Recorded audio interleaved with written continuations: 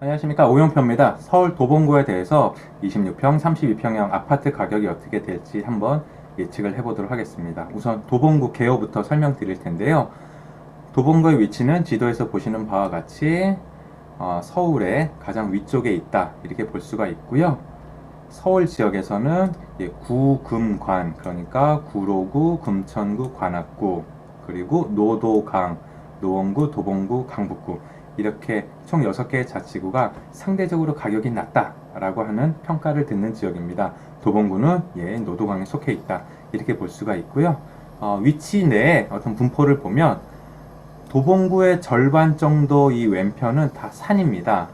그래서 특별히 이제 주택이 없다 인 상황인 거고, 그 다음에는 그 가운데 정도에는 다 빌라 지역입니다. 노후 낙후된 이 주거 지역이다 라고 할 수가 있고, 나머지는 이 지하철역 따라서 이 아파트들이 길게 늘어서 있다, 이렇게 볼 수가 있습니다. 그래서 지역의 특징을 정리해 보면은, 첫 번째 특징은 이 북한산 주변 높이 제한돼서 사실 특별한 개발이 되지는 않았었습니다만은 2023년 6월 30날 그 서울시에서 이런 제한을 완화시키겠다라고 발표를 했습니다. 그래서 앞으로는 이제 일반적으로 이야기하는 그런 고층 아파트들도 한번 예측을 해볼 수 있지 않을까 생각이 됩니다. 그리고 아파트의 경우에는 대부분 재건축 예정 단지입니다. 그래서 대략 한 30살 넘은, 그래서 이 재건축 대상 아파트들이 많고요. 실제로도 도봉구에서는 여러 단지들이 지금 재건축이 확정되어 있는 상황입니다.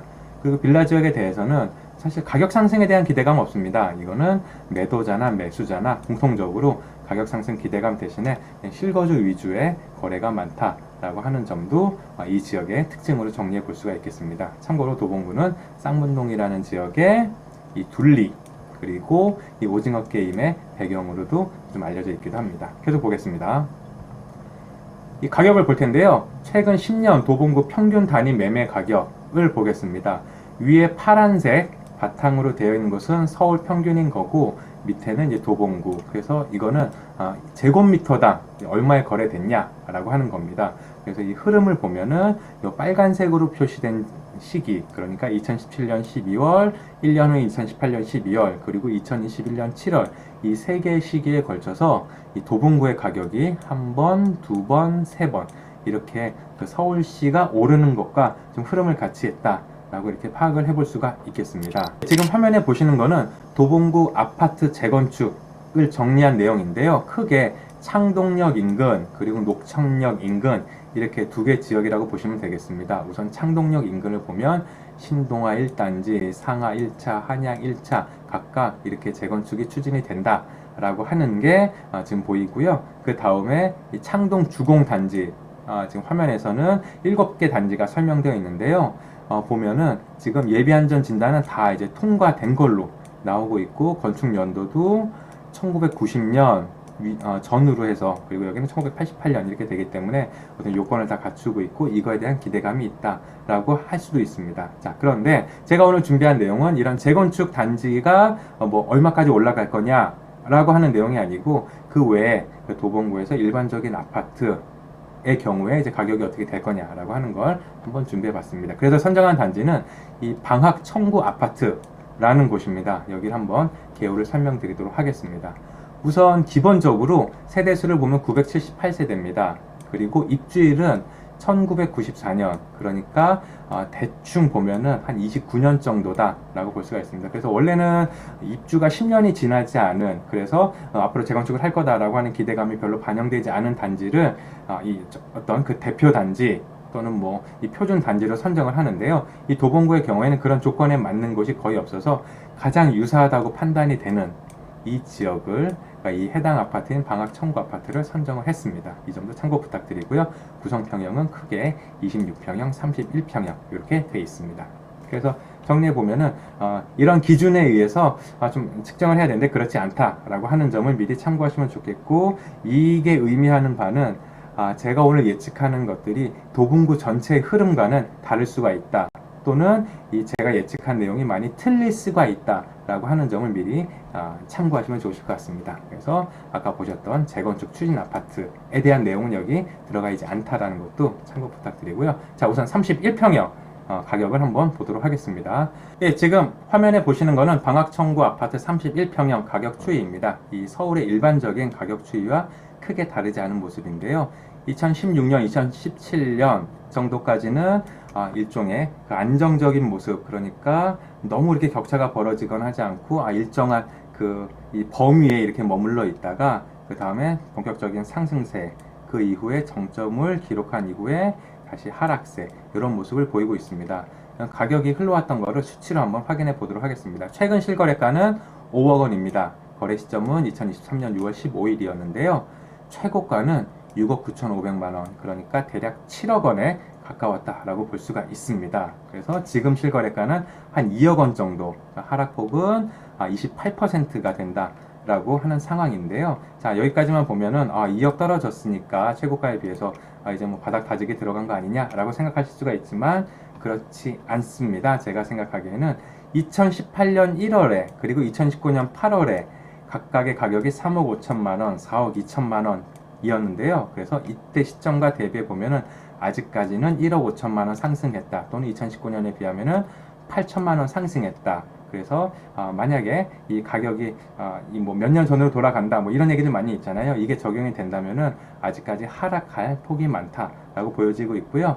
제가 예상하는 2024년 말의 가격은 31평형 매매 가격은 3억 5천만 원이 되지 않을까 생각을 하고 있습니다. 그래서 현재 최근 거래된 실거래가 대비해서 하락폭은 1억 5천만 원의 어떤 추가 하락을 예상해 볼 수 있다라고 저는 그렇게 보고 있습니다. 그래서 근거가 궁금하실 텐데요. 전세 가격을 기준으로 판단을 해 봤었습니다.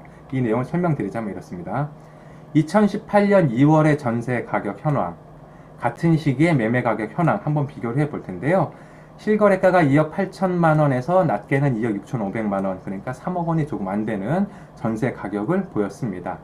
이 같은 시기에 거래가를 보면 3억 7천만 원 또는 2억 9천만 원 이런 상황인데요. 그래서 이걸 기준으로 판단할 수 있는 거는 이 갭이라고 하는 매매와 전세 가격의 차이가 최대는 1억 5백만 원이고 최소는 1천만 원인, 그러니까 이 전세 가격, 이 비교된 시점에 같은 시점을 놓고 보면은 이런 거죠.